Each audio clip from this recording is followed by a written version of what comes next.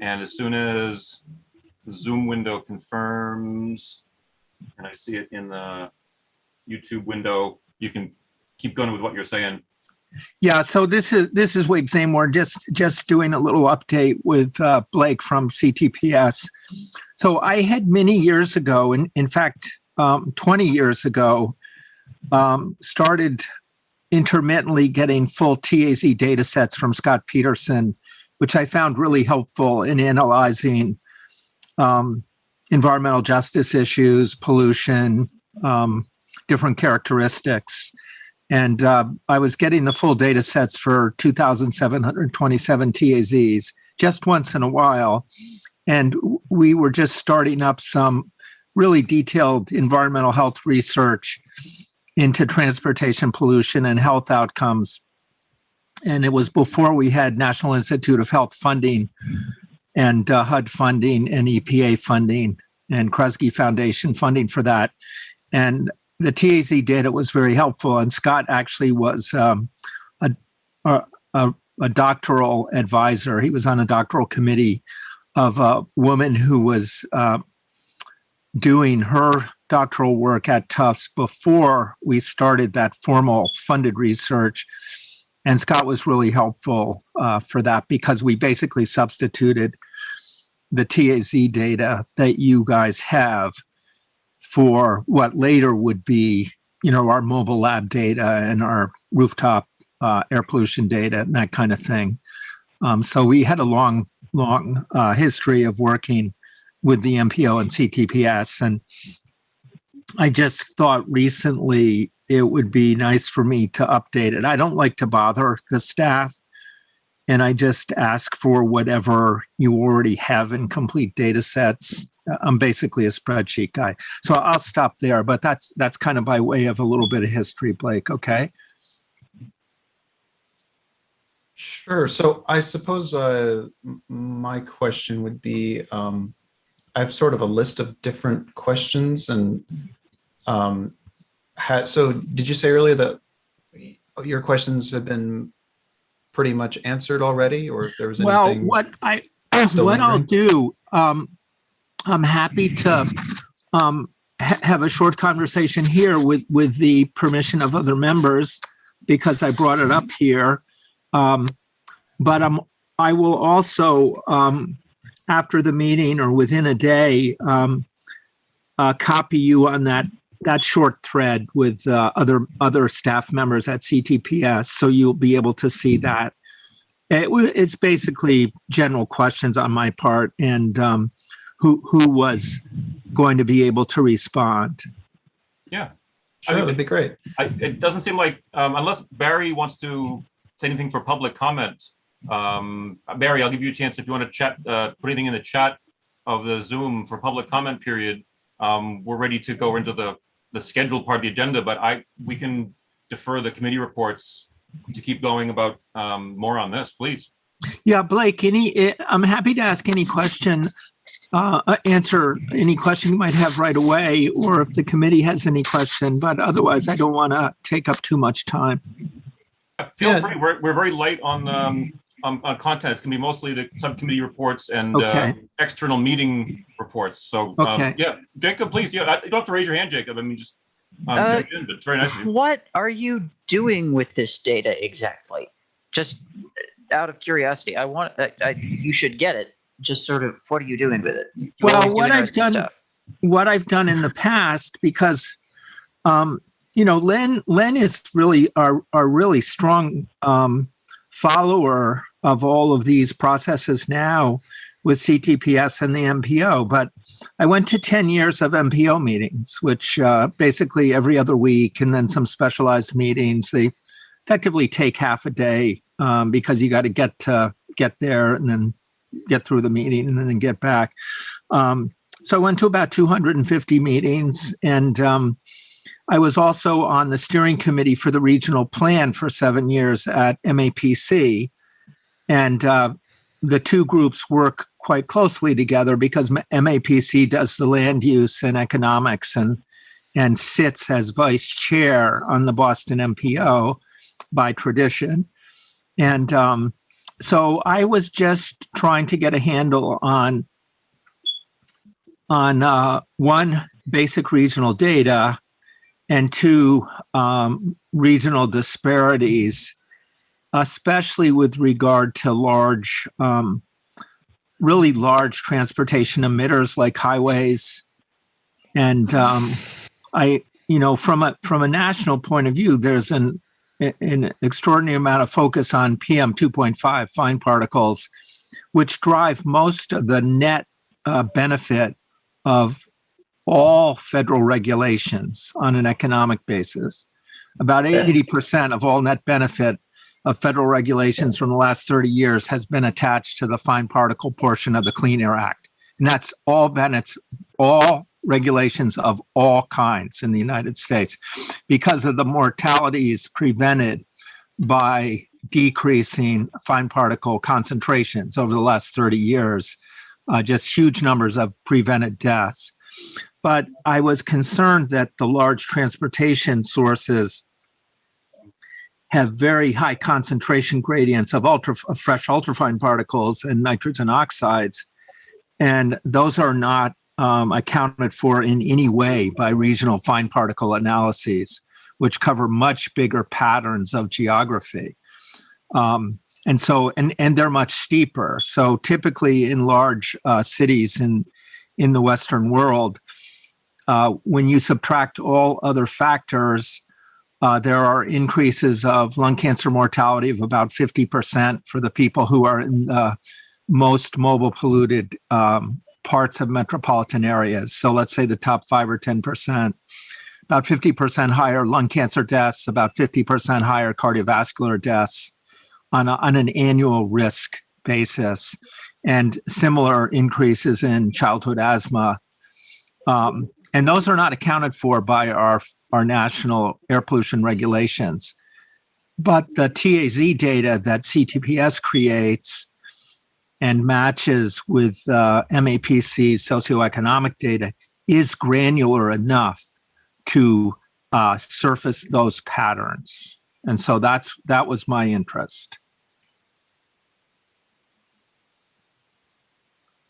Are there any regulations at all? So that the particles, so basically from what you said, just trying to understand this here. So the Federal Clean Air Act and other federal and state level regulations only cover particles 2.5, PM 2.5 and larger. Well, it's PM 2.5 and smaller, but PM 2.5. So I started a small group at Tufts, and we've had doctorates from Harvard and BU School of Public Health as well as Tufts. And that group has done some of the most advanced environmental epidemiology in the world in small studies on the relationship of cardiovascular mortality, but in our case, cardiovascular inflammatory biomarkers and populations in the inner core region of Boston and the Boston MPO. And we were able to show statistically significant relationship between those biomarkers of cardiovascular risk and the fresh ultrafine particles from transportation sources. We have very fancy mobile lab, fancy continuous rooftop monitors, multi-pollutant monitors. It's extremely hard work because of the spatial temporal gradients we have to work at.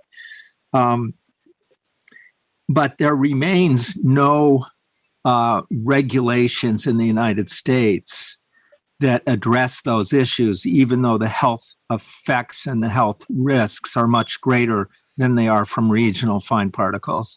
Regional fine particles tend to be things like smog, and they're secondary. And so they have very large patterns that are driven by atmospheric processing of exhaust.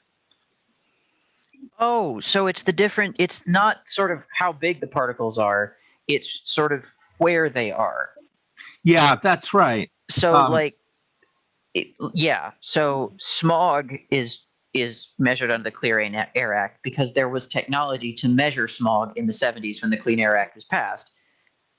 And it was a lot harder then to measure these ultrafine particles in much smaller local areas like what you guys are doing. And to just kind of give you an example of that, the Harvard Six Cities study, which came out in 1993, was the first one to show very strongly, and it was a national U.S. study using 6 urban areas.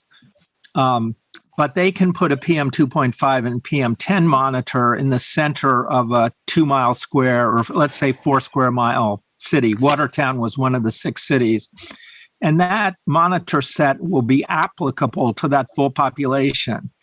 When we do our environmental epidemiology, we ask our atmospheric, our environmental scientists, environmental engineers, to do the air pollutant analyses on a 20-meter grid for 8,760 continuous hours of a year.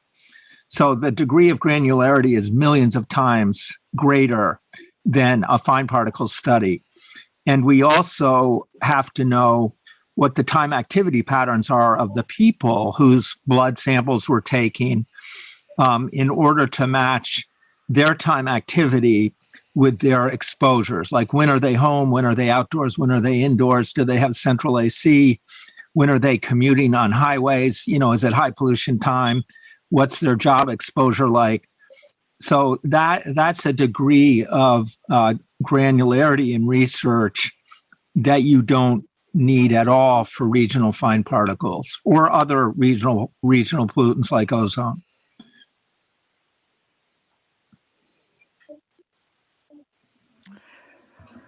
Yeah. So, I'm sorry if I took up too much time for folks who may not be super interested in this, but the Clean Air Act of 1970 was split in two between large stationary sources, which are pretty easy to control and to monitor, like big dirty power plants and things like that, and mobile sources, because the senators were concerned about the ability to actually control mobile sources.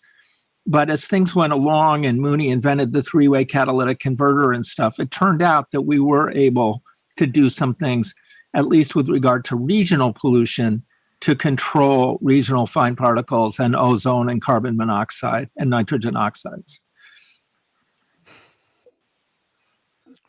All right. Just out of curiosity, what would an updated Clean Air Act look like that was designed to regulate the kind of fine particles you're measuring? Yeah, so fine particles are 2.5 micrometers in effective diameter or less. Ultrafines are nanoparticles, so they're 0.1 micrometers or 100 nanometers.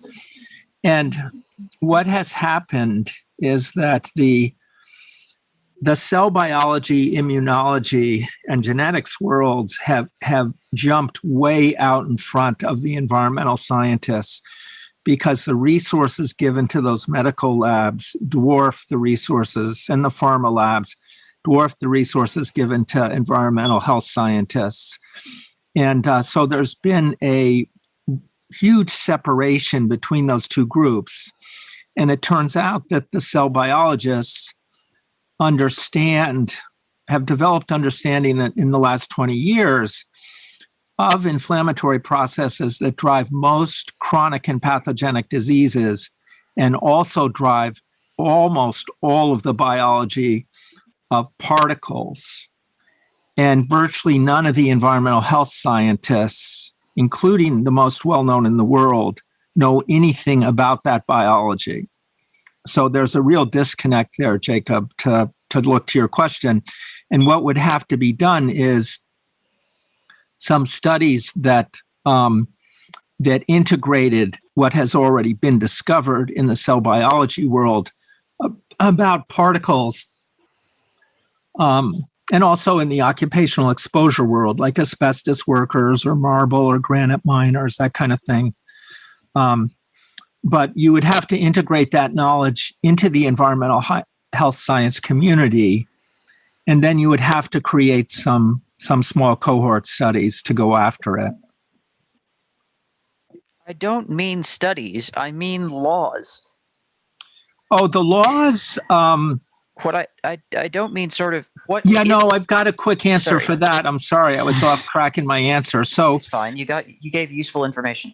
the Californians, who Massachusetts have often worked with, the Californians had a unique scale of air pollution issue because they had a huge amount of pollution, including from the ports and all their traffic. And they had mountains to the west that blocked the air pollution from getting out of places like the Los Angeles and Long Beach Basin. So they actually have had 3,000 staff just on the State Air Resources Board and the Los Angeles Air Quality Management District, South Coast Air Quality Management District, and $1 billion annual budget. And they typically have over 40 faculty in air pollution chemistry and physics in their big universities there. We have great scientists here, but we don't have that scale of government investment and involvement in transportation-related air pollution regulations. So they have jumped ahead. And to get right to the heart of your question, the answer in many places that are exposed is tight buildings with very good indoor air filtration. And that's made much easier now because the concern for climate and energy has caused there to be a tightening of all the new buildings to the point where, I'm sorry, I got to just get rid of this. To the point where those buildings are too tight now to presume that enough fresh air will get in to replenish the oxygen. And so they now require makeup fresh air from outside by mechanical systems. And once they do that, they have to have rudimentary filters anyway. So much of the cost of providing protective air filtration against high levels of transportation air pollution is actually now in the new base buildings because of the energy regulations. And all you need to do is add better filtration. Would limiting transportation emissions help with this in any way? Yeah, it always helps, and electrification will help enormously. So that's another place where climate, completely opposite scale, will help with this problem. Full electrification, and obviously this group, including me, greatly prefer transit, but full electrification of surface transportation will get rid of all of the tailpipe emissions. What will be left will be some brake and tire wear and that kind of thing.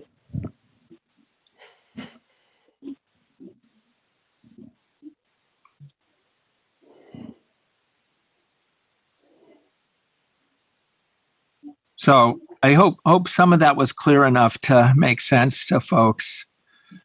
Just quick question. Besides brake wear and tire wear, is there also a component of the roadway surface itself? Yes.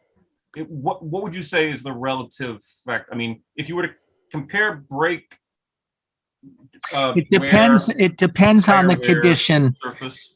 It depends on the condition of the road. So, if you get in a country road and you've got a lot of sand on the road, well, silica turns out to be one of the things that is used as an adjuvant in vaccines and shots because it scares the crap out of your immune system. So that's not good. But if you've got a clean road surface, then it becomes more of an issue of the brake and tire wear and those kinds of things. And metals are also adjuvants. The nanoparticle world understands all of this stuff because they use these nano-sized particles to really scare your immune system and get you to react to things like pieces of viruses in vaccines. Well, I mean, more specifically, I was thinking like comparing asphalt to concrete. I mean, is there a significant amount of particulate from roadway surface wear one versus Yeah, the there other? will be. There will be differences, but those are the kinds of things that you have to kind of look at the regional practices, and then somebody has to go out and do some sampling. And the other thing to just mention here while we're on it is noise. Noise is a covariant of these fresh ultrafine particles because it operates over a similar range. And the noise levels, if you're in a triple decker, could be Somerville or Dorchester or wherever, but if you're in a triple decker on the third level, your median noise over the course of a day is about 75 decibels, which is enough to cause a lot of health effects beyond noise annoyance. So there will need to be an integration of near source noise at that level, as well as the understanding of the ultrafine particles, the primary ultrafine particles. And just this maybe seems obvious to some of you, but the third level of a triple decker is an awful lot louder than the first because it's basically line of sight and line of sound to a lot more lanes. And what really drives so if you can see the tires or the bottom of the vehicles, then you're going to be getting more direct noise. Whereas if you're on the first floor and you're facing 16 lanes of highway traffic, it's really only the first couple lanes of noise that are going to get to you. So that might be a little bit counterintuitive, but it doesn't take much to understand it. So that can be an issue too. And there's way more spent on noise mitigation by aviation. Like Logan has spent, and FAA has spent $6 billion on noise mitigation.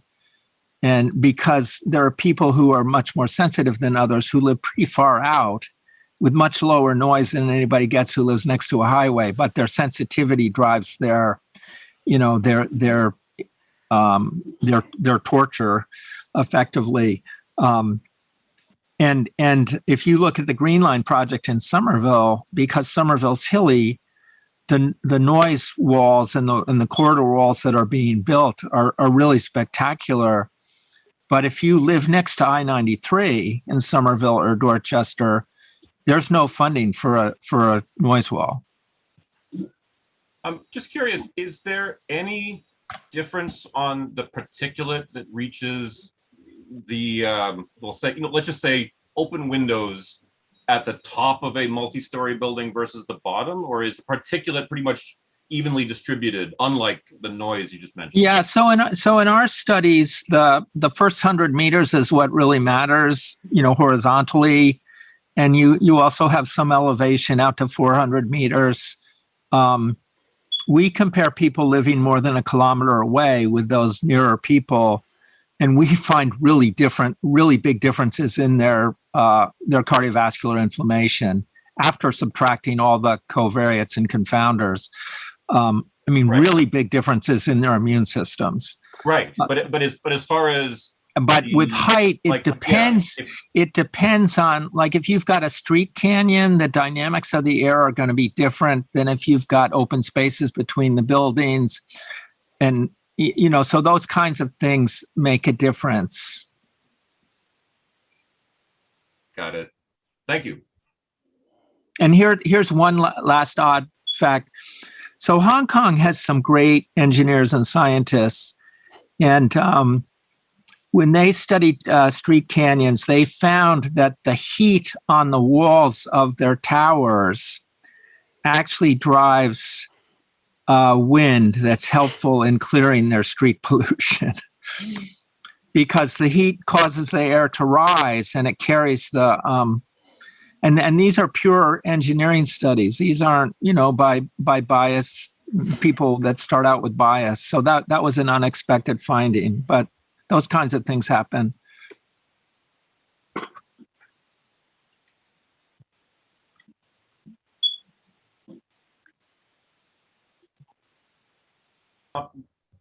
Blake, at the beginning, you mentioned questions for us. Did those all get addressed, or are there still open questions that you wanted to ask and have answered?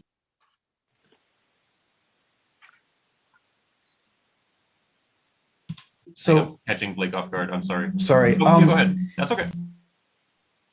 So I have a couple of notes here where, like, for example, I have like Wig asked, how are service hours being handled in the equity analysis? What steps are we taking to make sure that we're not reinvesting in places that get good service? Like, that's a question that I have in my notes here. So I think there was some questions about like service equity analysis and things like that.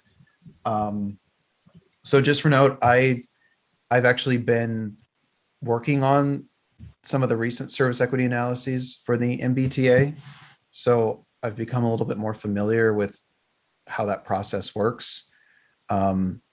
So I could help answer some of the nuanced questions in there, but is this a question, Wig, that you still had, or is that something you feel like you someone else has answered that? Well, I have large questions about transit investment in various communities, but I don't. They're not questions that I need answers on right away. They need me to think and me to kind of dive into some of the studies and things like that.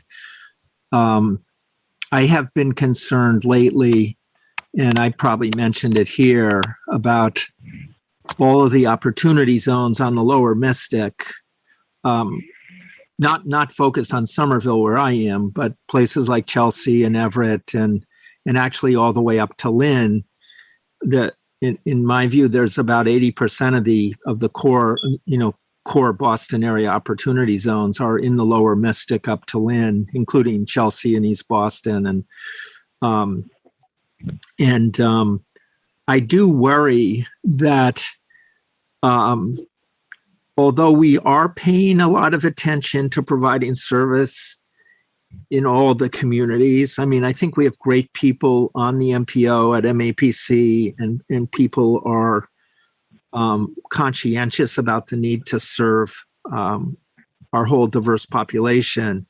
I don't think the investments are the same. If you look at the big stations on the orange line or the red line or the blue line, the bigger services and stations are skewed toward Boston and Cambridge, and there's a tendency to. I disagree. Can I interrupt? This is Karen. Yeah. Roxbury, Dorchester, and Mattapan are served by buses. And if you look at it, you'll know where the African American people live. They get buses. Well, I wouldn't argue with the distribution within Boston, but I'm talking about the amount of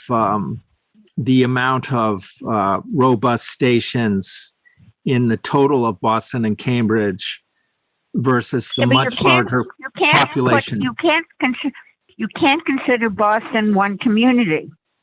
So Boston is one thing. So you look at Brookline. What are the 3 green lines?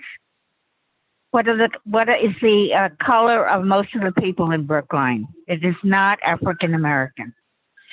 So and there also may be economic distributions. People that don't have a lot of money don't get a good service. So they may not have to be African American, or maybe they're both African American and not have a lot of money. So I think that needs to be. I think you can't consider Boston one place. Boston wasn't always one place. They joined. I don't West disagree. Roxbury. I don't disagree with you, Karen. Okay, well, I just want to emphasize that we can't just think of Lynn and Chelsea. The populations up there are not as great as Roxbury, Dorchester, and Mattapan. Well, Middlesex is much bigger than Suffolk County in population. Much, much bigger. How about geographically? Much bigger. Okay, well, that means the density is lower, right? No, Chelsea and Somerville are much denser than Boston. Well, Boston, then what part of Boston? Well, I agree with you that Boston has a problem with its internal distribution of assets. I don't disagree at all.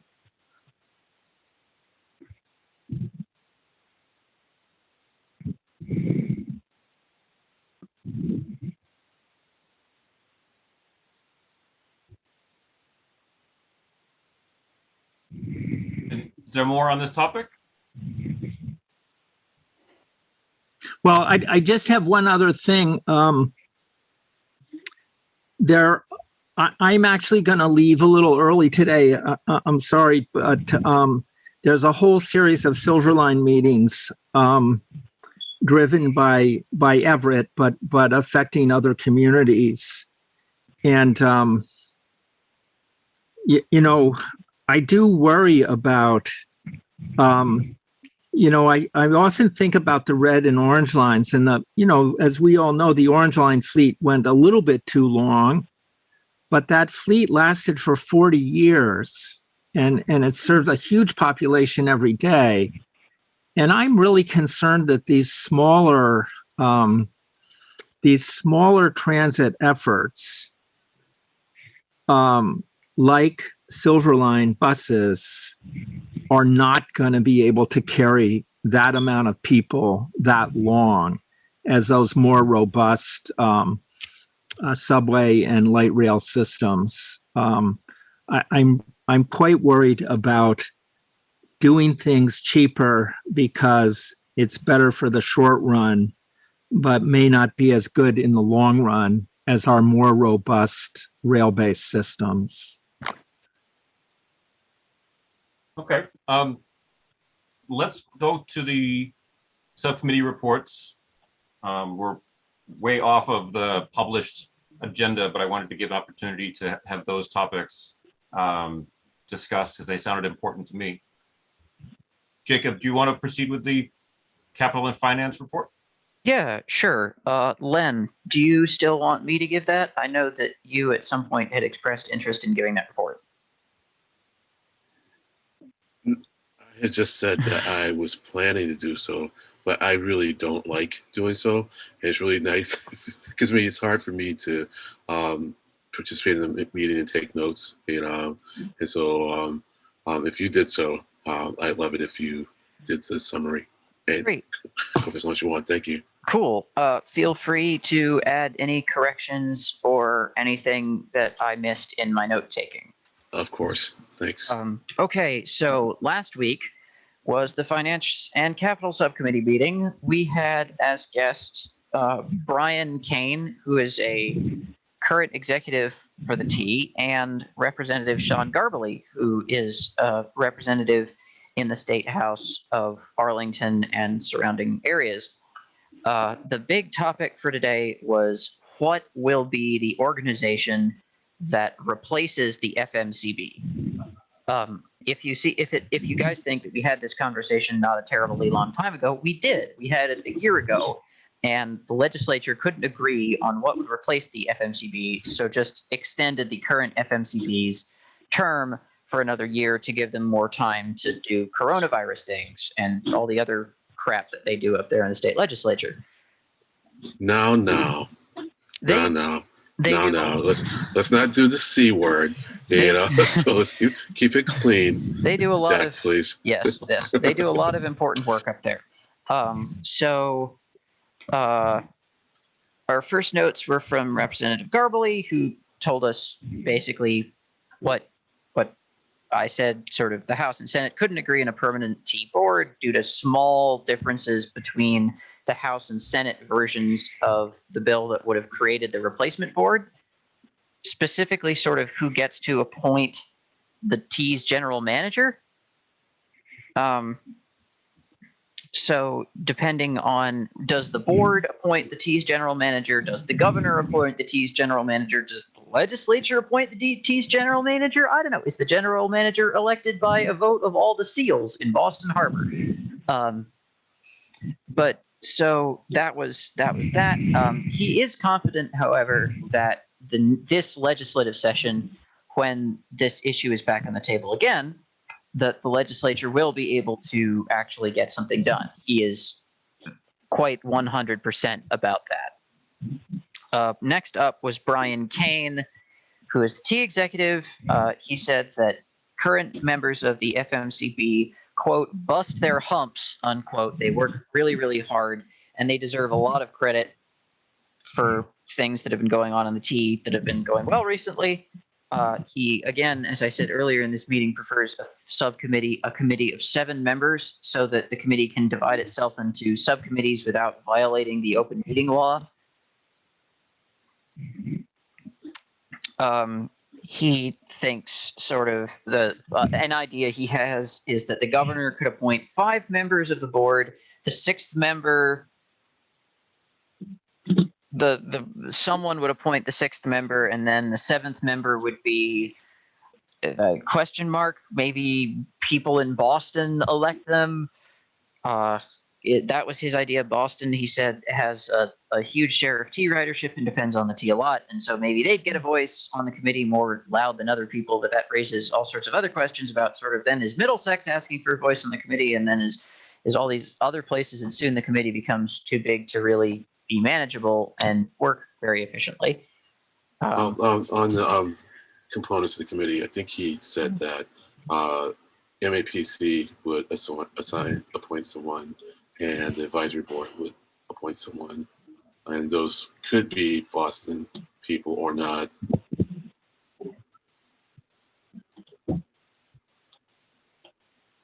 Hang on, let me just correct that in my notes real quick. Sure, no problem.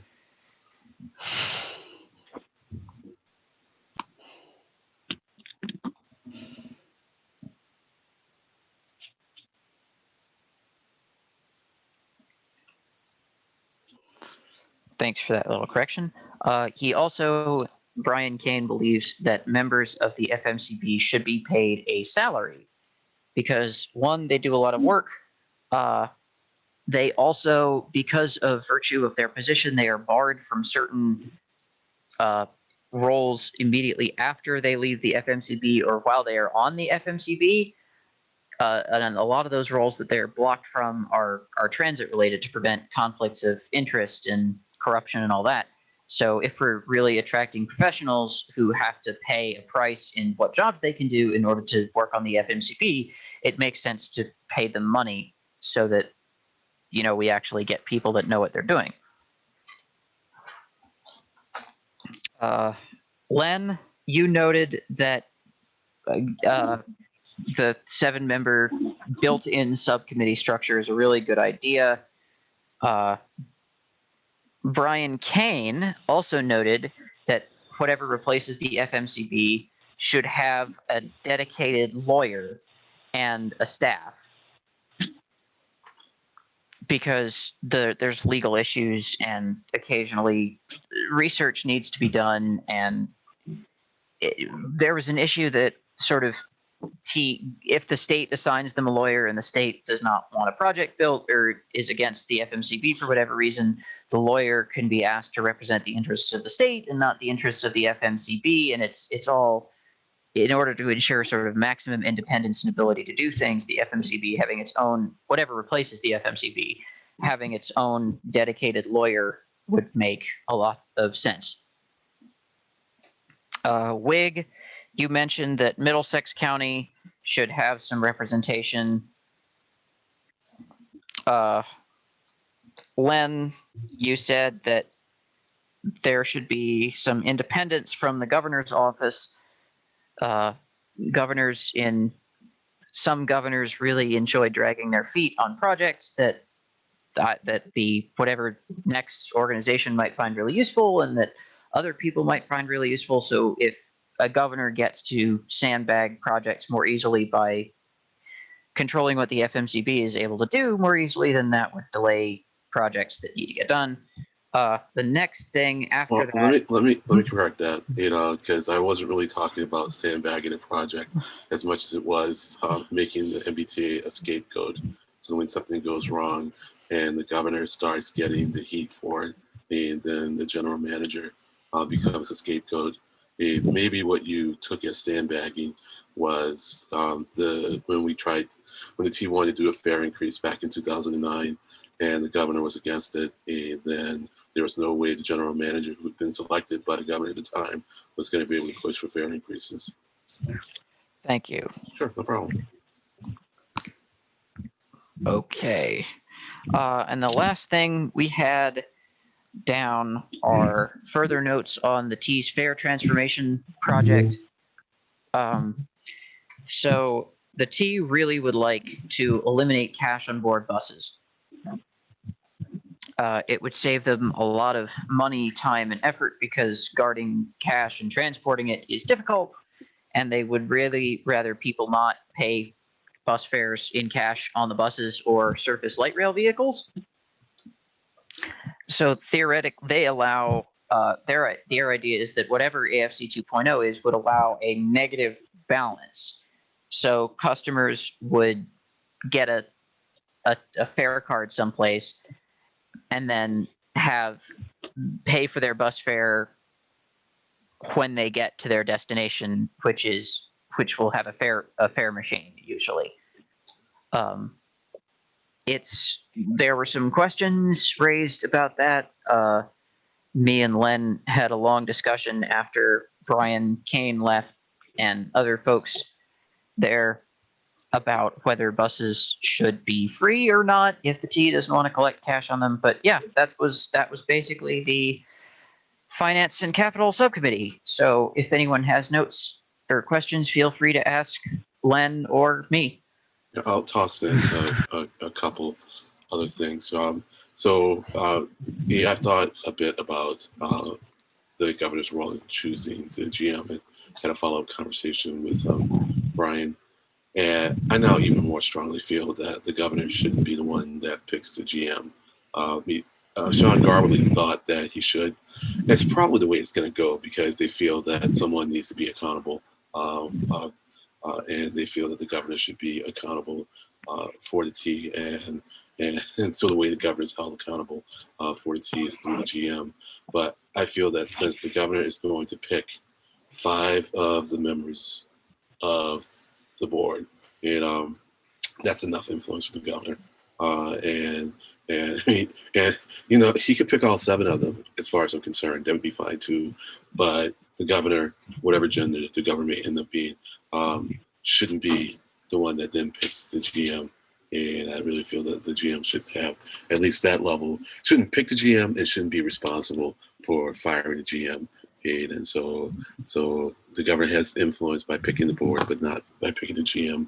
And I'll communicate that to Sean on my part. I'm not asking the Oversight Committee to take a position on that. If the Oversight Committee does want to take a position on that, one way or another, certainly feel free to disagree with me.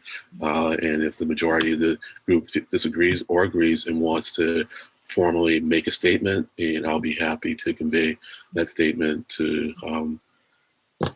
people on the MBTA caucus and up the chain.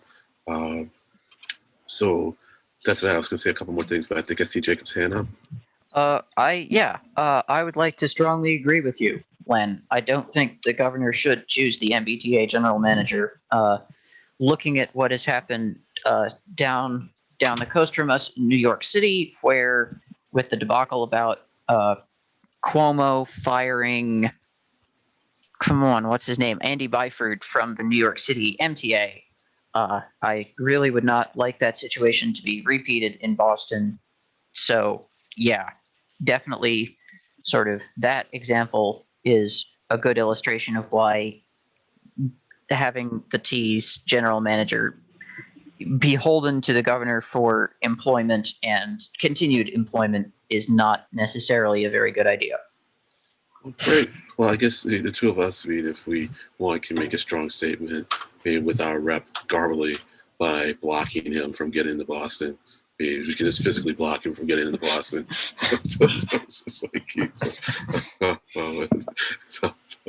And then also, I do want to say, Dean, that I really appreciate him coming, Dean. And I know you were saying you used the crap word in jest, but I do want to be sensitive because legislating is hard. It really is, and you just have to compromise so much to get things done. And also the leadership has such a strong hand in what happens in the state house, and so the reps do what they can. But it's a certain dynamic there, and so Garbly does his best, and so he was very generous with his time, and my sense is that he really listened to what we said. Doesn't mean that he'll do what we want, but he certainly listened. So I'll stop there, Pete, and we can entertain questions, and then I'll come back to something else that wasn't in the meeting, but I think it's worthy of mentioning it at this point for CIF part of the meeting. Excuse me, this is Karen. I have to leave. Anyway, the discussion is very interesting. Bye. Okay, bye. Hi, Karen. Bye, Karen. One real. I'll pick. Can I add one real quick note about Representative Garbly? It'll take like 2 seconds. Sure. Go. Yep. So, okay, Representative Garbly is a really nice guy. I've known him for years. He publicly supports North-South Rail Link. He has signed his name to sort of a lot of documents and petitions and things like that, advancing the possibility of North-South Rail Link. He really would like the red line to be extended to Arlington, and I have a sinking suspicion that the $2,000 or whatever that was allocated in the most recent state budget bill to study red line to Arlington was probably had something to do with him, but I have no way of confirming this. Anyway, go. I'm going to change subjects. The last thing you mentioned in the meeting, I guess AFC 2.0, and what's interesting to me, and where this group may need to come down on a position, if you will. What's interesting to me is at the same time that we're about to embark on a multi-billion-dollar project to replace AFC. There seems to be a lot of steam, more steam than there has been in a decade in terms of the movement to make certain portions of the transportation network free. And that's just it's just bad timing that we're about to embark on a billion-dollar venture at the same time. The momentum's there for that. Without making comments on either, regardless of how you feel about should we be doing AFC 2.0, and regardless of how you feel about what parts of the network should be free or a little cost, it'd be awful if we spent $1 billion and then at the same time something went through and all the buses were free. We spent $500 million to put all these AFC machines on buses and then didn't end up using them because we made buses free the day after that. So I don't know the answer on this. I guess I'm just more raising it to the group as is there a stance we want to take in terms of saying, at least a recommendation to the board or a recommendation to legislators to say, hey, you got to pick one or the other. Either we're all in on AFC 2.0 or we're all in on making the certain areas of the thing free, but to do them simultaneously doesn't seem like the best path forward. Craig, can I jump in real quick? In terms of execution on the projects and the plans, I don't think that we should assume that zero collection of fares on buses would necessarily equate to zero interaction with a fare collection mechanism. In other words, I think we ought to hope for a system where there's some means testing involved via the new technology of the system, plus new regulations and policy, etc.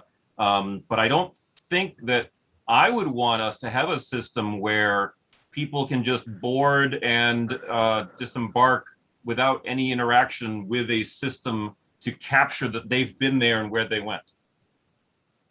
See, I would completely disagree. If funding wasn't an issue, then get on, get off. I don't want the government. We don't need the government tracking anything. It's a service to get people off the highways and from point A to point B. To force people to tap you're inherently making it an inefficient process. You're queuing people in line. We can get buses through the faster if we use both entries. If you're not doing tap on, tap off. I mean, it's no different than systems who in Europe where they did it 20 years ago, where you had rear boarding, and they just they checked after the fact if you happen to have a ticket on you. To me, the goal of transportation is to get to people from point A to point B as quickly and as efficiently as possible. It's not to track them. It's not to get statistics on them. It's not to do any of that stuff. That's all sometimes a necessary evil. But anything we can do to reduce the impediments to folks taking mass transportation is my vote. Jacob? I would like to agree with Craig. Also, I would like to just briefly note that no fares doesn't necessarily, especially on buses, doesn't necessarily mean no data. The T has just recently, actually, they presented to us about their method of measuring the weight of the people on the bus for a rough estimate of how crowded the bus is. So just because people aren't tapping their card on the reader doesn't mean we know just about how many of them there are. Also, I would definitely agree with Craig about efficiency. I would also like to add that at some point, when getting really sort of frustrated at the pace at which AFC 2.0 was moving, I did some back of the envelope math for a forum post and figured out that the money that AFC 2.0 was going to cost, according to the T, and the money that it would make, according to the T, meant that at its most optimistic, it would only pay for it would take more than 10 years to pay for just itself. Like total fare, like I think the project cost something like $2 billion and the T makes however much in fare revenue a year. So in order to make that much fare revenue, it would take 10 years of just fares just to put in this thing. Like only after 10 years do we reach the break even point. So if we are expecting, right, and that's not a very, that's not a very, that doesn't seem like a very smart investment to me. Just for the sake of feeling better about ourselves because we're collecting some kind of menial fare. If it's going to take 10 years to do a payback period on such an investment, that's I don't know. That's something to question. If we're expecting the T to have a dedicated funding stream made up of not fare stuff, like if we're expecting in 10 years Boston to have a congestion charge or higher gas taxes or a vehicle miles travel tax even to happen, or I don't know, 50 cents of more from every passenger landing at Logan Airport, or all number of things, selling apples to pay for the MBTA, over the next 10 years, we could actually save money by ripping out all the fare machines or by not developing AFC 2.0. Guys, I'm going to leave, but great discussion, everybody. Thank you. So where this is going to come into, like anything else, right? This is going to come down to politics. And as much as it makes logical sense, it doesn't. If you look at it just purely logically, it doesn't make sense to spend $2 billion to collect that $2 billion all over a 10-year period. It's not a smart investment. But with that said, I think where you're going to run into politics is the politics of the broader state, in the fact that although the MBTA services a good third of the population, there's still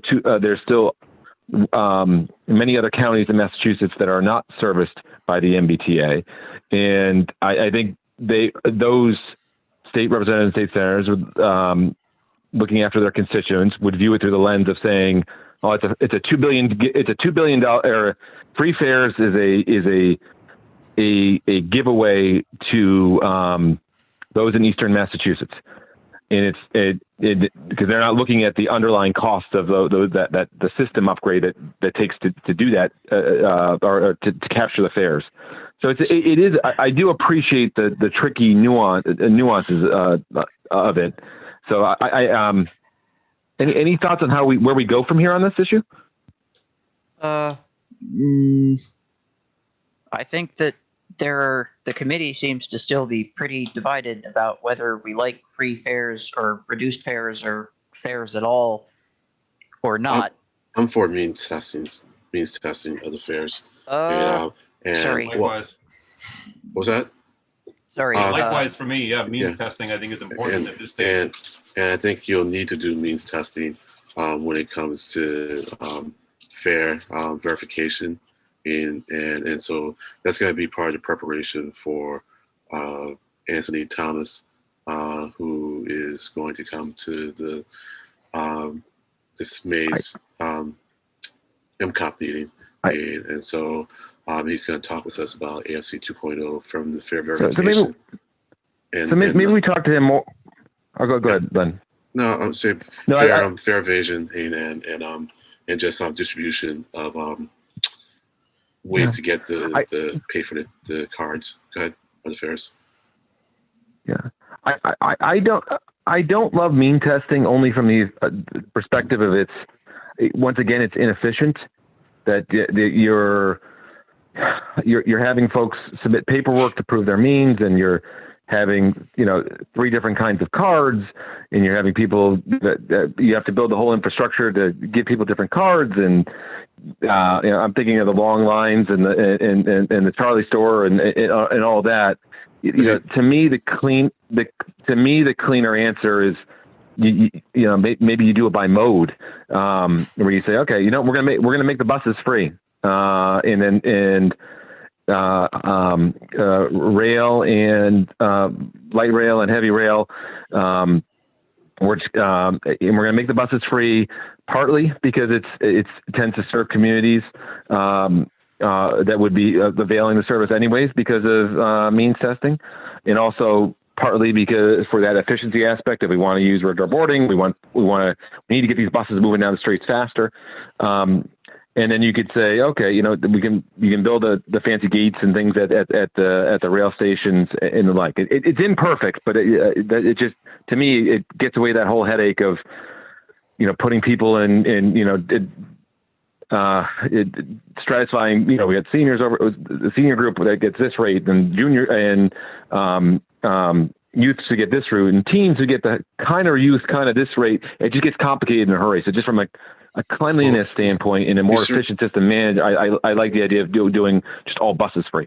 Well, in order to support your argument, you generally do make it very complicated, and ridiculously onerous, and so let's say they don't need 3 cards. Let's say they have 1 card, and there's software behind it, doing the fare charging, and we already have a structure now that does means testing for other services. We could layer this on top of that, so it doesn't become unnecessarily onerously inefficient system. There's going to be some friction when you do fare collection, and so it's really going to be a matter of whether we tolerate any friction or no friction. I think we can get the friction down to a point where it's manageable, but maybe that's just a worldview on things.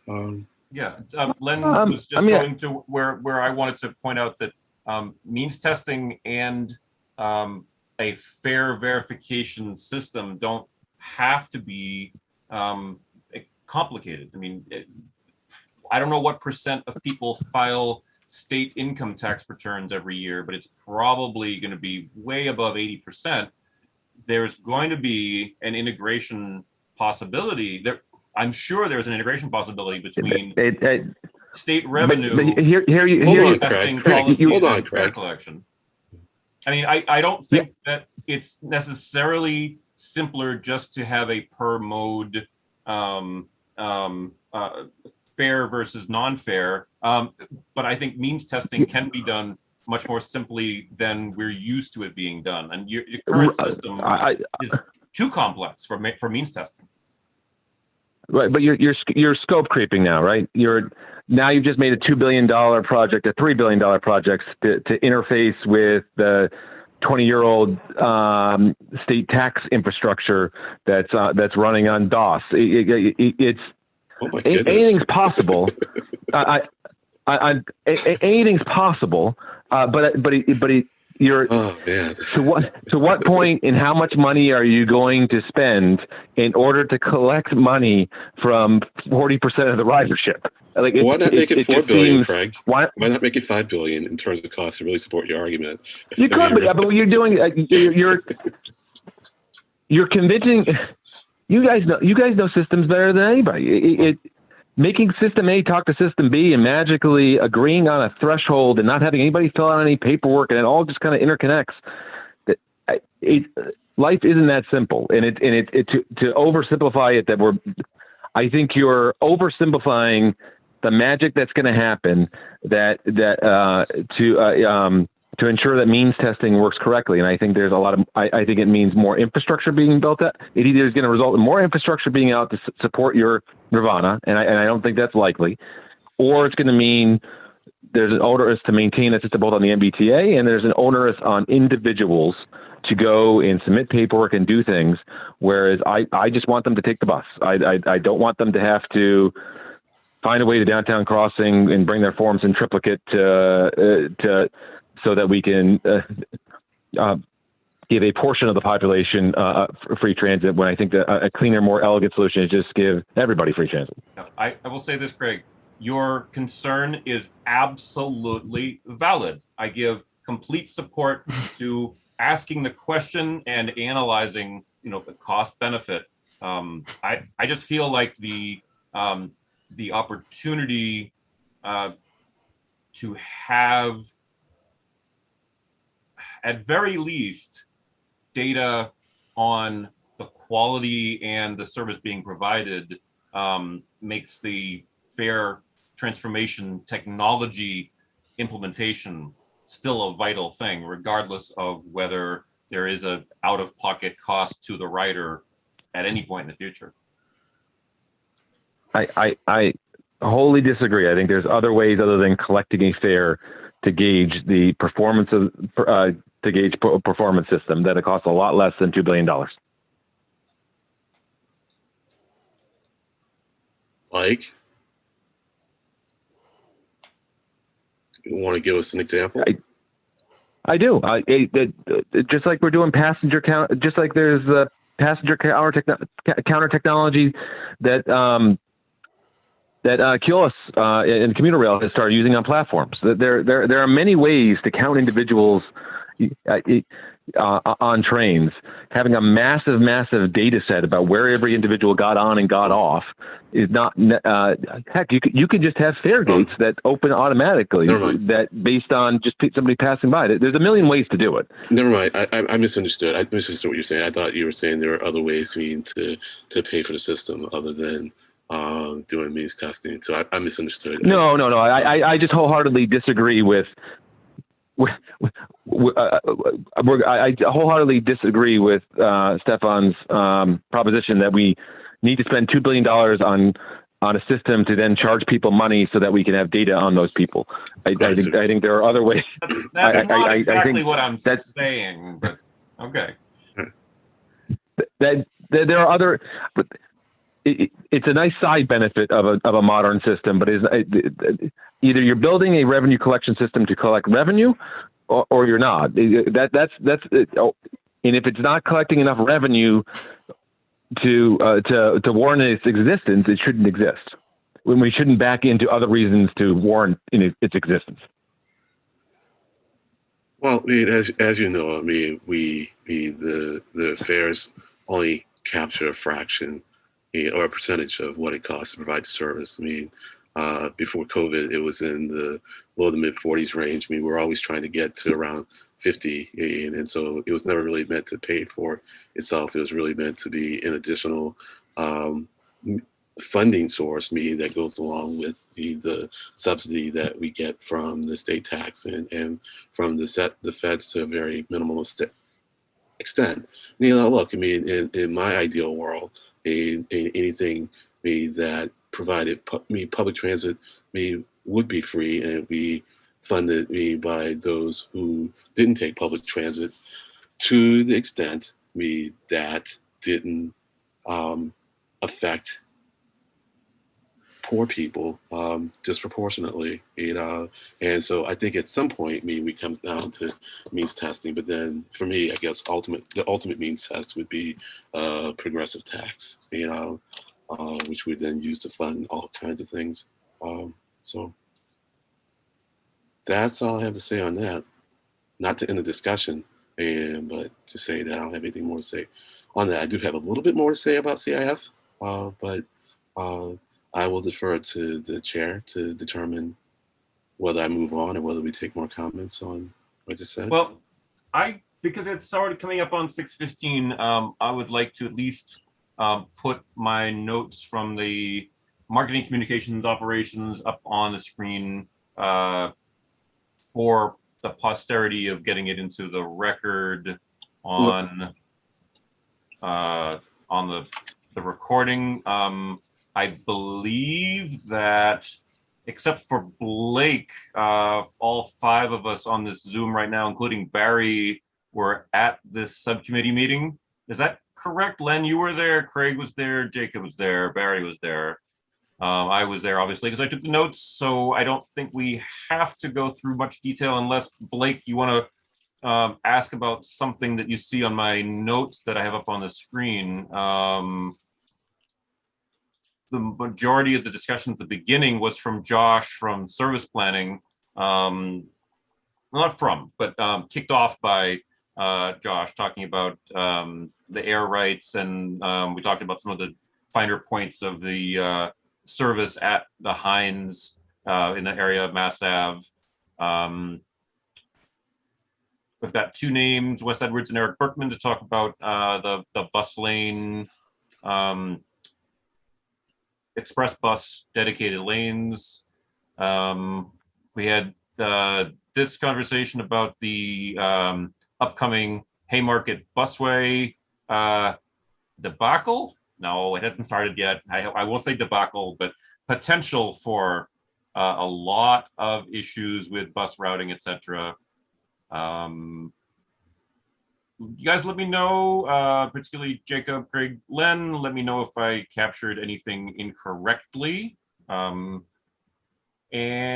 since I've already scrolled down most of the way, I'll just include, let's see, yeah, that second dashed line is the end of it. So I guess I will wrap up just by highlighting the discussion of vehicles, Green Line, and yeah, the things like the other agencies options, purchase options, which the MBTA has in fact picked up in the past. I'll leave it there to move on to something else and allow time for more conversation about the fare system, as Len was alluding. Yeah, Jacob, go ahead. I don't know if this goes into ops, but if we're talking about ops really quick, I reviewed some of the videos that have been posted, the recordings of, well, one of the recordings of the most recent FMCB meeting, and also a recording of a Gloucester Draw community meeting presentation thing that happened. So the bit of the FMCB meeting I watched was them playing about 20 minutes of phone calls they got in support of redevelopment of Arborway Garage and Car House as an electric bus facility. And all the ones they played seemed to be very in support of that. And a lot of them quoted a Tufts study that said that they'd have enough space there to do that and some housing, and they'd have plenty of space. And quite a few of them were in support of trolley buses, which is excellent because trolley buses are the best form of transportation known to man. And also the Gloucester Draw notes, the short version of that is they expect, so they're replacing the one span with 2 one-track vestibule bridges that'll go like this. So they expect to have one track operational by this summer, by late summer, they said, they tried to nail them down on time commitments, and the people and the T official that was there said it was too early for time commitments. So I'm going to assume August 31st for that. But he said more like June or July, basically in that ballpark. Hopefully it won't be August 31st, but there is every possibility that it will be August 31st. But again, so far the project is on time. So they expect one track to be open by late summer, and they expect both tracks, both one-track bascule bridges, to be operational by 2022.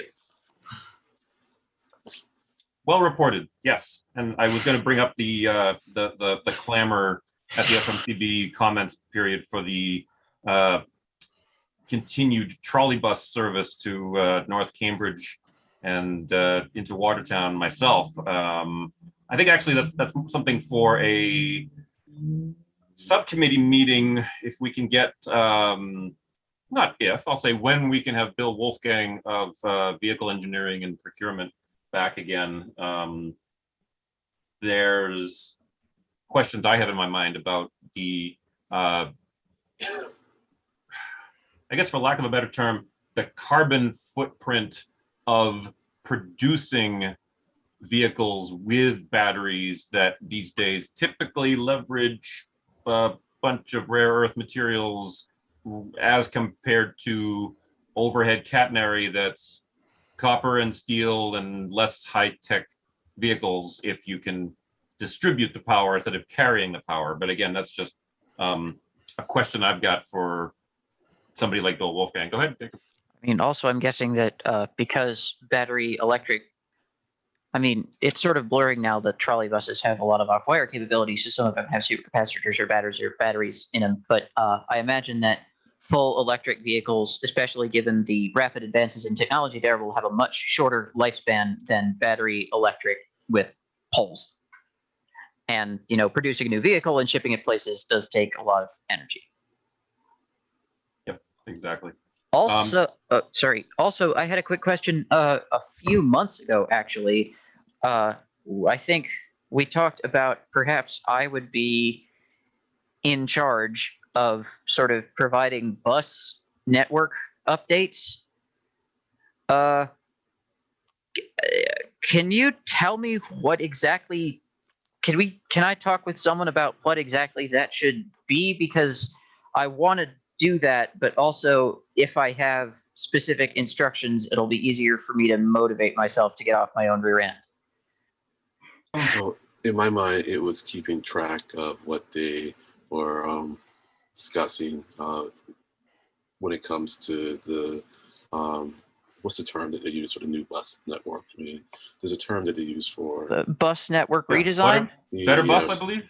Better bus. I mean, there's something else. I mean, but that whole set of initiatives, and better bus, something else. But anyways, am I clear enough? If I'm not, I'll find out the right terms for it and get back to you. Can we have another phone call or text chat sometime this week? Let's talk about that. Yeah. We're just in the middle of the town meeting. So Yikes. every other day is like I'm dragging today because we had a town meeting last night, and so Tuesdays and Thursdays I'm kind of dragging until we're all done with town meeting, and so I'm putting off a lot of stuff until Friday. So I want to say Friday, but I'm a little bit concerned that I might be overstacking Friday. So text me, and if I'm free, I'll talk. Okay. Got it. Thanks. Okay. Bye. Just so we know, there. just really quick, so we know what we're talking about. This is the main MBTA projects page. I believe it's simply called Better Bus. I don't think there's anything else. I mean, Okay. unless that specific thing comes in. So is Better Bus part of the bus reimagination, bus network reimagination? I thought. Other way that around. was- I believe the bus reimagination is part of Better Bus. I think Better Bus is like the umbrella for all of it. Well, here, let me pull it up, and Then if it'll that's the tell us case, real quick. if that's the case, then that's what I was talking about. You keeping track for us, bus route Jacob. and- yeah, everything from e-ink, Yeah, okay. electrification, mobility, dispatching. Bus network Stuff, redesign. sorry. That's what I was thinking about. So it's under the Better Bus. So yeah, if you could just keep up to date on that, Jacob, that'd be great. Yep. And, Does that work? Does that work for you, For the Jacob? record, MBTA.com projects bus network redesign. Yes, it does. I might want a little bit more specifics, but again, I'll text you about stuff. Sure. I'll be happy to talk with you about anything. Roger. You just Okay. Len, you said you before I went into the marketing operations communications subcommittee, you said you wanted to continue a little bit more on AFC. Yeah. Well, AFC. Well, just let people know again that Anthony Thomas is going to talk with us at the marketing meeting. And the only other thing about the CIF in general was they are doing some fair cleanup stuff, as they call it. And I think, let me see if I can pull up that deck really fast. So they are If you want, shortening. I can share it. I've got literally every file attachment set. from every FMCB meeting if you want to put it up. I'm all set here. Thank you. Okay. So they are shortening the expiration of the magnetic stripe Charlie tickets.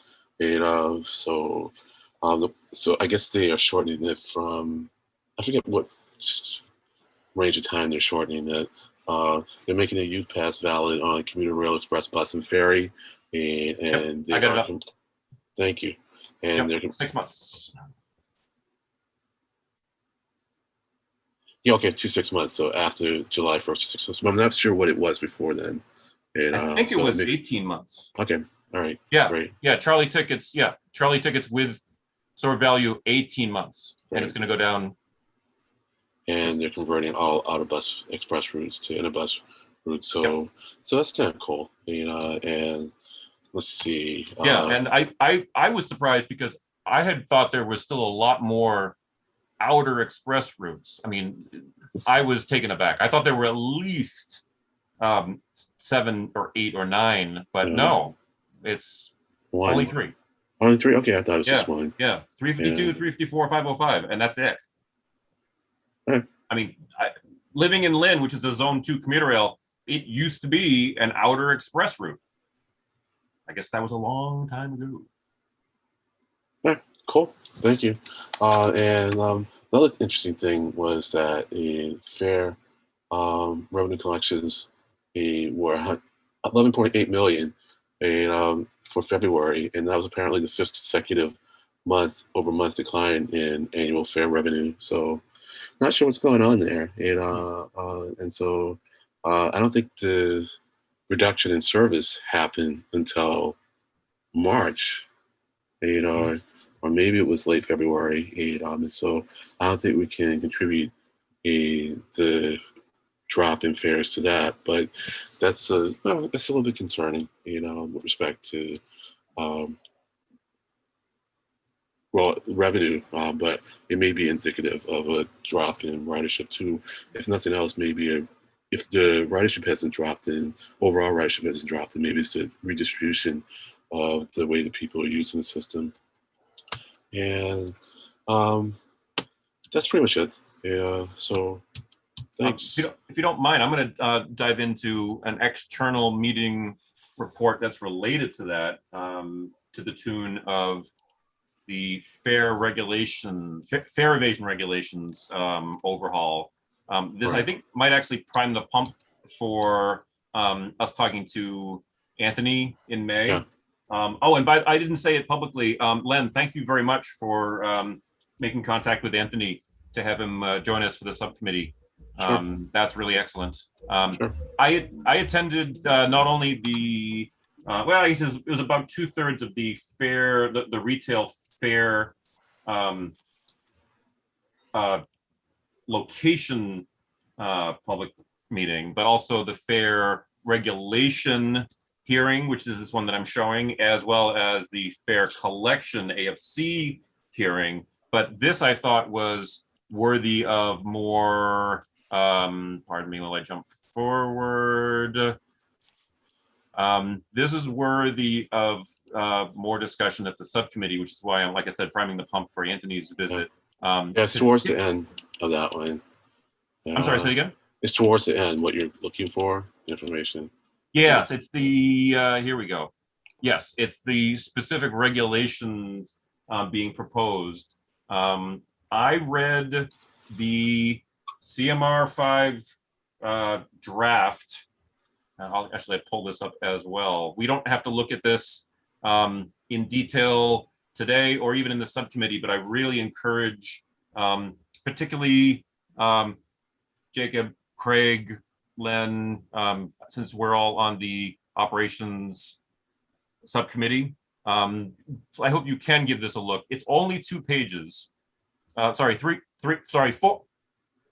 like a episode of Monty Python Spanish Inquisition. Four pages.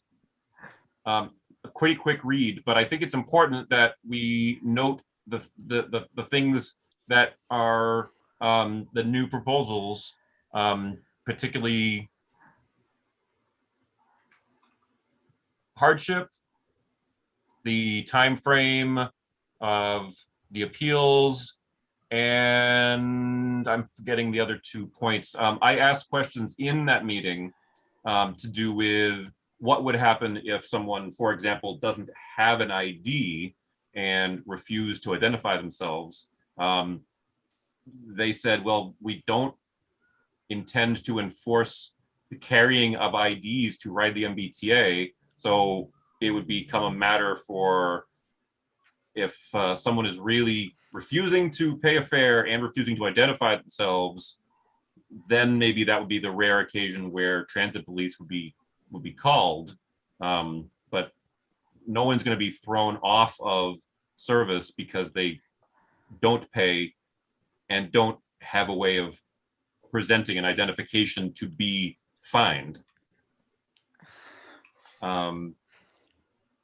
I guess I will stop there and just say I would like to keep this in mind for covering with Anthony, and I do recommend that take a look at this. Yeah.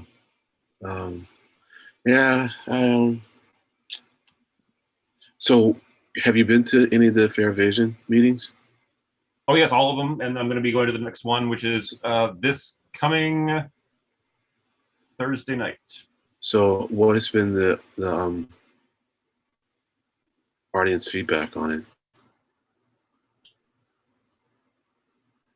My recollection was that most people were asking questions and not I'll stop. Okay, how well attended was it? Okay, you stopped. I mean, so how well attended were they? Yeah, it was tough because it was the webinar format, and you can't tell. The number of attendees wasn't visible to attendees. But I got the sense that it was more than 15 and less than 50. Right. Not that that's very specific. It's not specific at all. Yeah. Actually, I think I'm going to circle back to Sean and ask him what he thinks about this. And my personal opinion on the draft regulation is that it's very specific in all, but I think let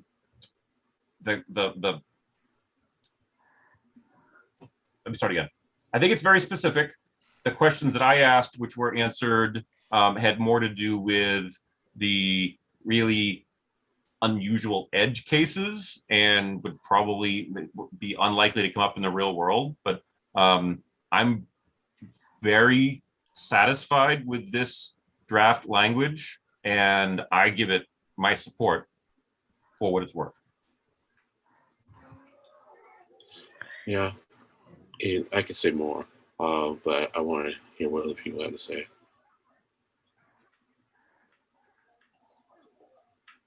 Jacob, Craig. Yeah. Hello? Hello? That's Yeah. Jacob? Yeah, we hear you. Sorry, you said my name. I said, did you want to say anything about this? I like it. I think that it'll keep riders and police and MBTA police safer. Interesting. Craig, what's your take? Sorry, I didn't hear that. I said, Craig, what's your take? Oh. I guess he's gone. That's okay. Yeah, I'm particularly happy that it's I think the big overall or overarching aspect of it is that it's making non-payment of fares a non-criminal violation. I think that's maybe the most important part of all of this. Right. I still, I just, one of the reasons I brought up means testing was I felt that means testing had to be tied to this in order to make it politically palatable. I just don't think this is going to survive public a story on the news about a conflict between someone interacting with the T personnel that are enforcing this. And I'll tell you, once you have the minority having a bad interaction, the politicians are going to come out on this one. And I just don't think the T is going to be able to withstand it, because we've seen them collapse their position on things that are much less fraught with the peril of controversy. So I hope I'm wrong. Sorry, I was on mute before when you called them. Isn't this analogous to the enforcing of? I mean, are there some lessons learned here in terms of mask wearing enforcement? That when it comes down to it, it's in our conversations we've had with different folks, that some riders feel like it's their bus, it's their territory, they're gonna take ownership of it, but ultimately, management never wants to put their employees in a place of confrontation. Their job is to drive the bus, not to collect the fare or enforce masks or any of those things. So it's a weird fine line where there's always going to be people who kind of like, there's always going to be MBTA employees who feel like it's part of their job to do that, but management's never going to ask them actively to do it anyways, because they don't want to put those their employees in danger. So even if this doesn't become the law the way it's written or the way it's proposed, the reality is especially in buses, the enforcement may not be there anyways, even if it technically is on the books. Yeah. Well, in the meeting they said that the fare evasion on vehicle types where the operator is more present, meaning bus, commuter rail, and Green Line, is far lower than on those where there's an operator that's not as present, like Blue Line, Red Line, Orange Line. So the target seems to be more those areas. I mean, I don't have the percent of fare violations per mode, but I know it was basically what I was just describing. But you said that it was lower on the heavy rail than it was on the light rail? I believe that's what we were told. Yeah. More on the heavy rail than the light rail, or less on the heavy rail than the light rail? I believe there was more evasion on red, orange, and blue than on bus and, well, let's say above ground Green Line, where there's interaction with the fare box. That's interesting.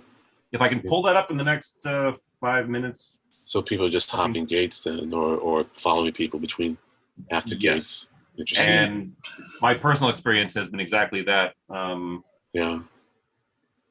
Well, there was an interesting stat on slide 12, about Chile, and they were talking about how you have to do fare verification in an effective way. Otherwise, you'll go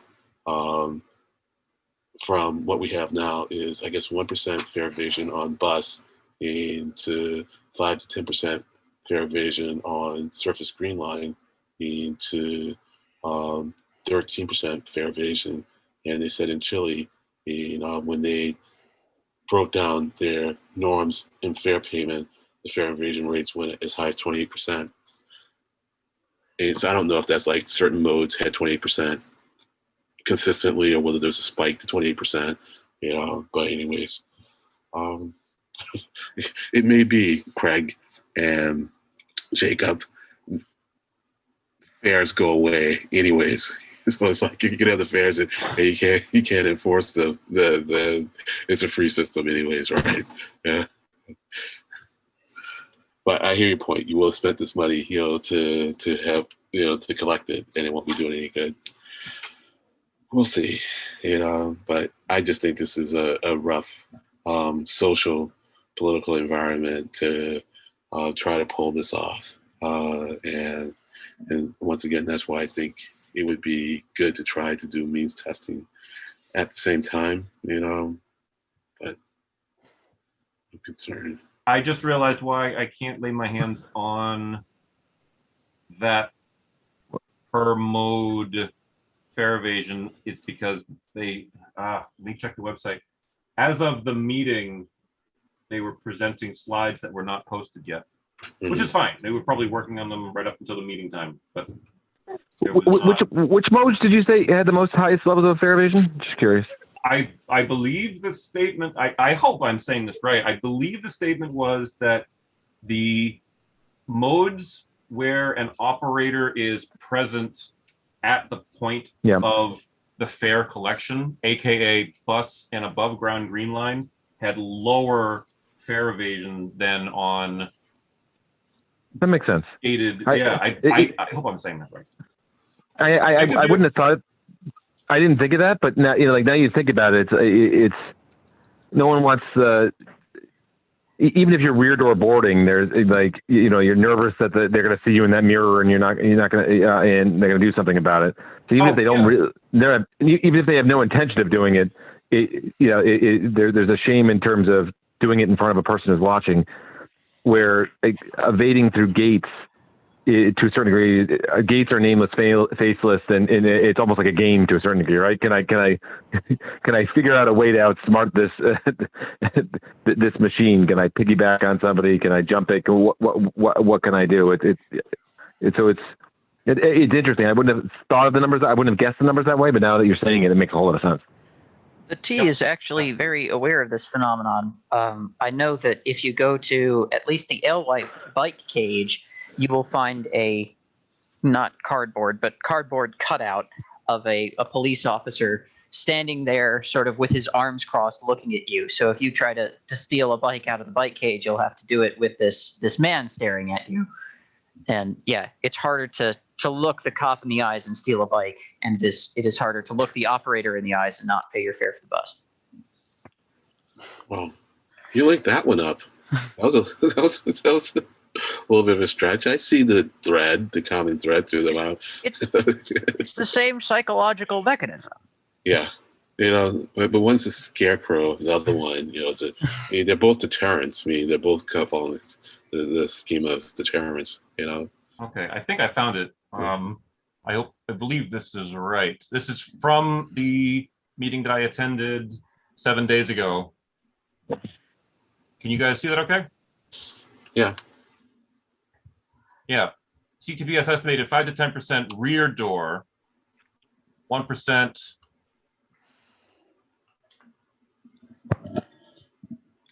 on the bus. So bus is other rapid transit. Okay, I did misspeak. My apologies. So bus is losing $5 to $6 million a year in 2016, and commuter rail is losing $10 to $20 million in 2019. So it's highest on the green line. That's commuter rail. So it's 5 to 10% on the green line and 1% on bus, on rapid transit, on other rapid transit, and 1% on bus. So you're right. It is higher on the light rail, and lower on the rapid transit, which is what you would have expected. Yeah. Yeah, that's what it. So you can untwist yourself there. Yeah, but note though that it's 5 to 10% for the rear door boarding specifically.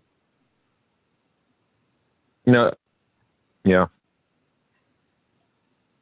And that's because of the lack of interaction with the operator. I mean, it was said verbally, but it was about the lack of operator presence in the collection. Right. So, but I guess if we put like a cardboard cop in the seat, by the back door of the green line, then they won't evade. We could try it. Here's where do students fall in your means testing bracketology? Do students get free passes? Well, they get use passes, right? So they are. I think they are expanding the use pass, but that's not students. So I mean, I'm just there's a thinking student- surface green line. What percentage of that fare evasion is Oh, that's what you BC get and at. BU students? I'm Yeah. sorry, I didn't realize that was your question. Sorry about that.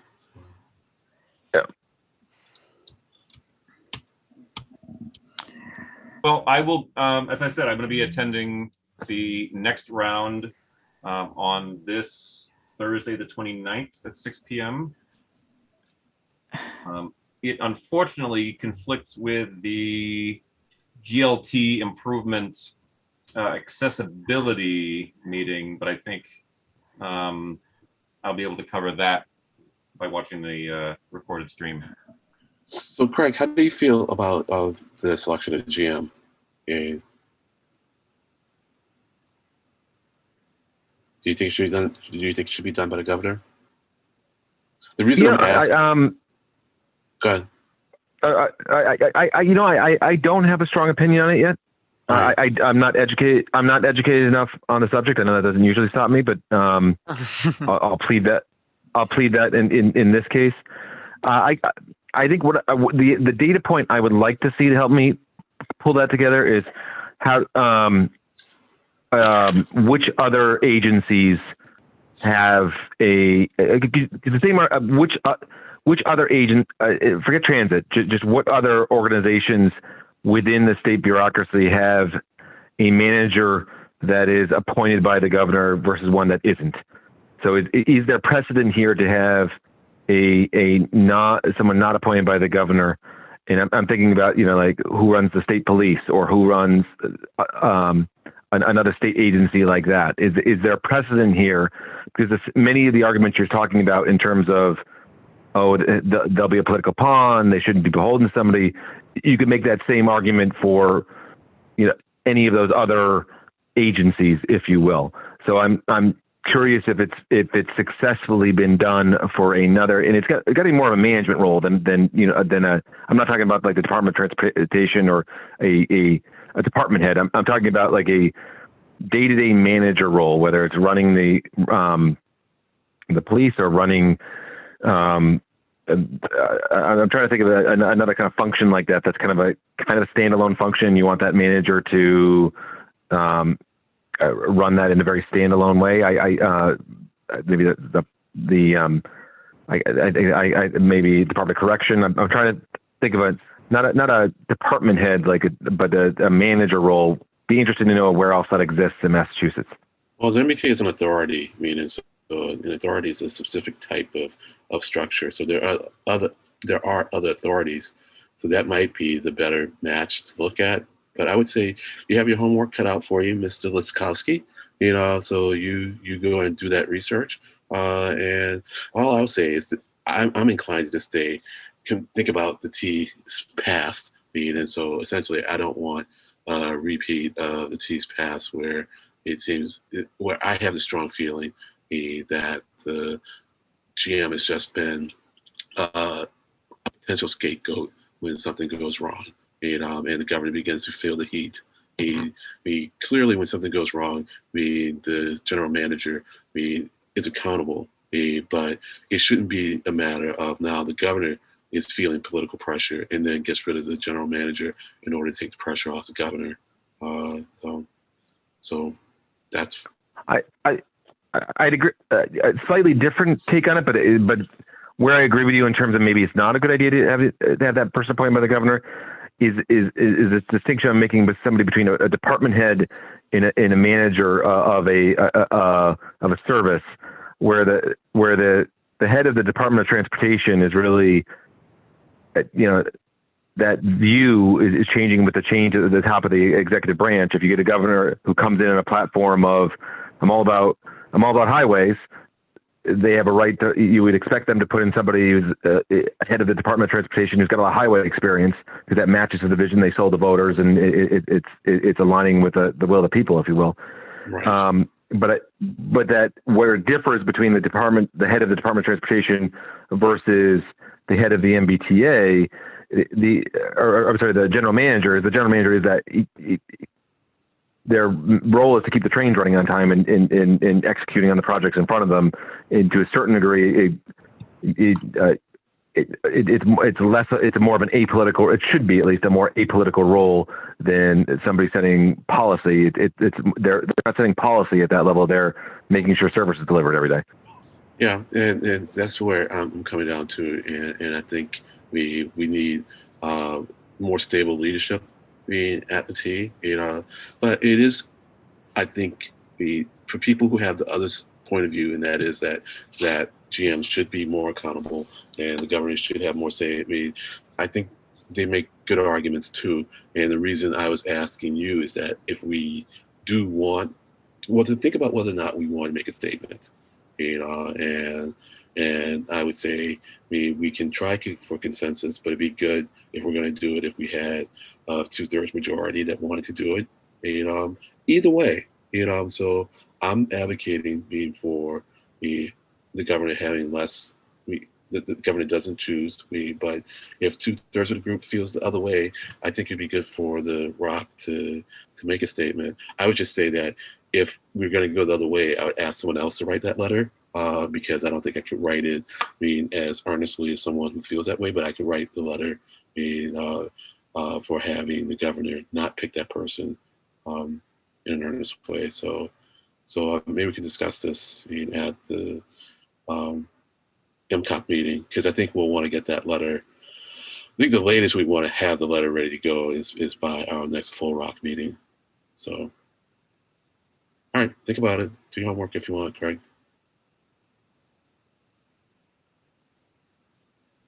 Just a quick time check coming up on 10 of 7. We haven't really followed the agenda, but I think we've touched on all of the important segments. Since Barry's still on the line, I'm assuming Barry can hear us, because otherwise he probably wouldn't have stayed on this long. Barry, feel free to type in the chat, or actually, we could even be bold, and Barry, if you wanted to try call, you know what? Trying to call my cell phone to get your voice, too complicated. Feel free to type something in the Zoom chat, Barry, if you want to get on record or ask a question. Otherwise, any thing we want to cover that we haven't already for this month, or more discussion on those topics we have brought up today. I'm so tired. I can barely keep my eyes open. It has nothing to do with you all. so. If it helps, we can't see your face really very well in the darkness of the silhouette. Sorry. So your secret is safe with us. Sorry. And anybody watching the YouTube video. Some may call this junk. I call them treasure. All right. I'm doing a quick double check of all the other materials that I had prepped. Oh yeah, there was a presentation about the regional rail transformation. I think I'll just say in general, it is proceeding with the analysis and planning. This is what was presented at the FMCB 2 weeks ago. As it says, there's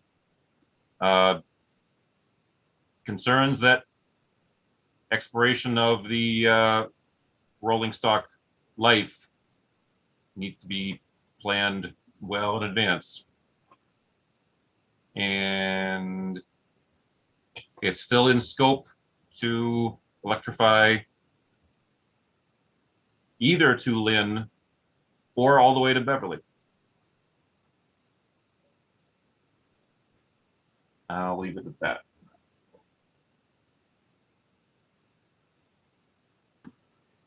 Will you entertain a motion to adjourn? Of course. Motion to adjourn. Do I have a second? Second. Okay. Jacob, were you motioning or had you hand raised? I was seconding. Okay, excellent. Barry, I didn't see anything from you in the Zoom chat. I hope we're not overlooking something that you did submit. I've got an empty chat window. So hearing a motion to adjourn in a second. I wish you all good health until we talk again at the subcommittee in 2 weeks. Yes. So long, guys. Take care. Thanks, Thank you Blake. all. Good night. Bye-bye.